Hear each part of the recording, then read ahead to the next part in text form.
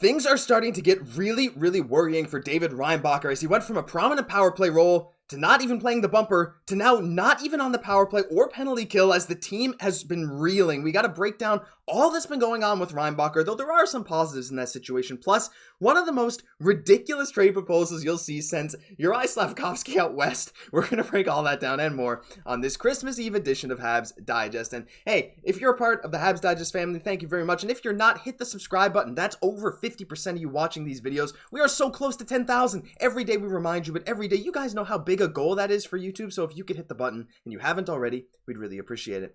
Jesse, let's now look, I know this is sort of a bit of a joke, but it still makes no sense. Now, Chris Johnston, he kind of put out there, people were sending him mock trades, all this kind of stuff, saying, hey, I'm going to do an article on The Athletic. We're going to have a look through all this kind of stuff. And he went into a section where he called it Who Says No? And people sent in their Who Says No trade proposals. And the very first one in this article in The Athletic was this.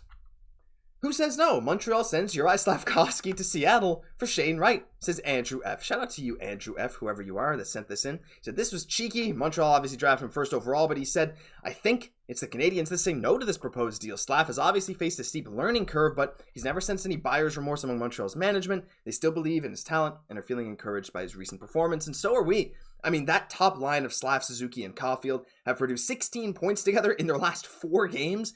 It's been absurd. That line has been one of the best lines in the NHL for expected goals since they were put together. Slav has played his best hockey of his life. Like, I don't know. I think this is just hilarious. There's no world where the Habs ever do this. There's a reason they picked Slav over Wright in the first place. But do you even entertain this at all? Or like, what do you think of this? I think the Habs said no when they picked Juraj Slafkovsky first overall.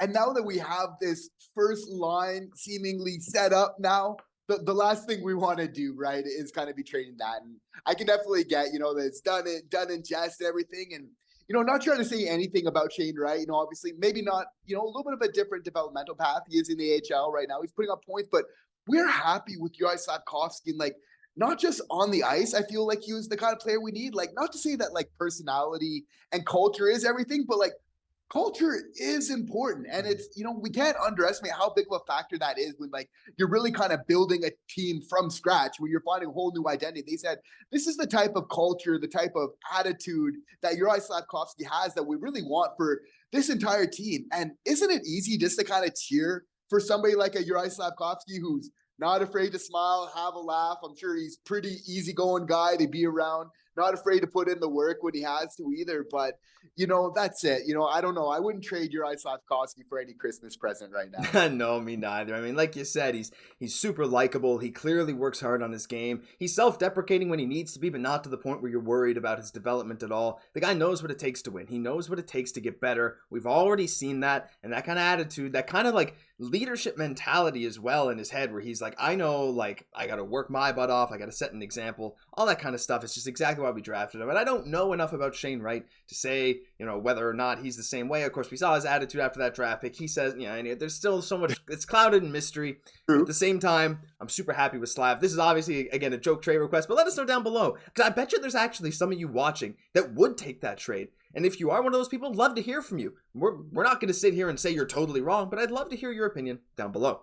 But now we got to talk a bit about something a bit more important, and the other top Habs draft pick of recent years, and that's David Reinbacher. And things aren't great. Look, it's not all bad, but we got to highlight some of the negatives right now just to fill you guys in. So this was inspired originally by a post from official Mr. Bruh on the Habs subreddit, and then I went a bit digging after this. They basically said Clutton's management, and I'm going to actually take that down. Just I didn't realize there was a swear word there, but pretend that wasn't there. We're not about to say that word. But it kind of reflects the thoughts. Their GM stepped into their coaching role, and so far, they've been reeling. They've been playing super, super terribly. And as you can see from this Hab Prospect video, go check their channel. They have some Reinbacher highlights, but he went from the bumper on the power play to no bumper on the power play to no power play at all. He was one of only 2 players on the team in their recent game to not log any time on ice for the power play or the penalty kill. And you can see Clutton there at 13th out of 14th in their conference. 11 wins, 22 losses in 33 games this season. Things aren't going so great for Mr. David Reinbacher. Even his point production is a bit lower than last year. Now you can attribute some of that to recovering from his pretty brutal leg injury for sure. But his 5-on-5 percentage is still really good. Like, he's playing a lot of the 5-on-5 minutes when available, but they've taken him off power play. He didn't play penalty kill really anyway. But Jesse, it's just like, as that post said, it's they kind of suck at this point. Their team's not doing well. So some kind of a crisis in management. Are you worried about David Reinbacher, especially when one of the reasons that a lot of Habs fans were saying we picked him was so that we could have more control over his development over someone like a Xhekaj? Well, yeah, it's like I get some people being worried because you would almost feel like, okay, if the team's doing worse, wouldn't he kind of get like more of a prominent role? And to see the team's not doing great and his role is kind of getting taken away from him. I know the team's in flux. They're trying a bunch of things. They're kind of scrambling right now. But obviously, it's not ideal for what you want to hear. But at the same time, if there's anything we've learned from Juraj Slafkovsky of late, Joshua Waugh, and now David Reinbacher, it's that the progress for prospects isn't always linear. Mm-hmm. As Martin St. Louis said, quite recently, right? There's ups, there's downs. It's kind of part of it. And learning how to deal with that adversity sometimes can be good for you down the road if you're able to really kind of meet that challenge, But the same way, it's like, I get where you're coming from. Again, it brings up the Xhekaj debate, which is fair to say. In defense of Kent Hughes, I will mention, however, that he's done everything for us to believe in him right now. Like, it was Jared Brooks who tweeted the other day. I don't know if you can still say tweeted something. Anyway, he posted something on X saying that the last picks from the Montreal Canadiens, well, not the last ones, but in 2022, we got Filip Mesar, we got Owen Beck, we got Lane Hudson. All these guys, they're playing key roles on their teams right now in the World Juniors. Now, when you're drafting these guys, that's not set in stone that they're going to be playing a lead role on the World Junior Championship for your specific team. But if you're the GM of a team, that's exactly what you're looking for a prospect. That's what all the best prospects most of the time do, right? That's the route. It's hard to make these teams and even harder to be on some of the main roles for those teams as well. So I really feel that Kent Hughes has given us every reason to really believe in him. Even if we don't see the logic right away, it's just like, okay, just trust us, and I think as Habs fans, that he's really earned that respect.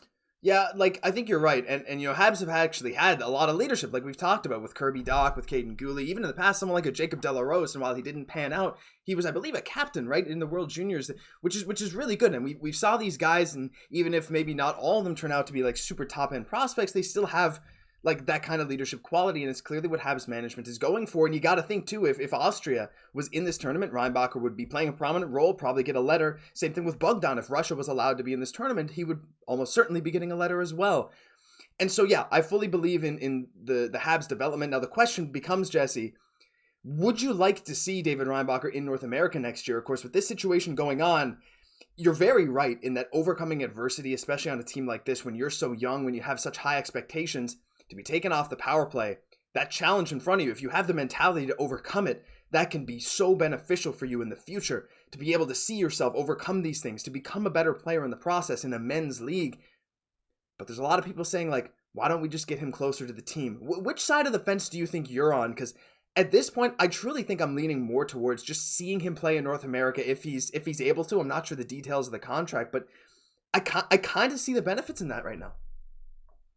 I hear you. I think the plan is, however, for him to finish off the year in Switzerland and then for him to come to the AHL next year. I think that's always been the plan. If he doesn't make the squad next year, which, the team has shown that if you can play, like, we're going to entertain it. We want what's best for your development long term. And obviously, there's a lot of things that go into that decision making. But I think, being in the AHL or in the NHL next year, obviously, is where David Reinbacher needs to be. He's finishing off his studies right now, kind of makes sense. But now, okay, he's 19, getting into 20. Yeah, you want to start playing North America, acclimatizing yourself to that type of game. And I am really looking forward to it. Yeah, me too. I'm super excited for David Reinbacher. And like we said, even though he got benched on the power play, there's still so many positives about him. Playing 20 minutes in the night, he's still showing that he is one of the best defensemen on his team, even at just 19 years old. So we really hope Reinbacher bounces back, turns it around. We have full faith in him, and we cannot wait to see him in a Habs jersey, hopefully sooner rather than later. But that'll do it for this episode of Habs Digest. If you enjoyed, leave a like, comment, subscribe to the channel. Again, we're almost at 10,000 subs, and if you guys want to be part of that first 10,000, that exclusive club, hit the button now, and you won't regret it, I promise. I'm Josh Gosse, my co-host, Jesse Poirier. We'll catch you in the next one.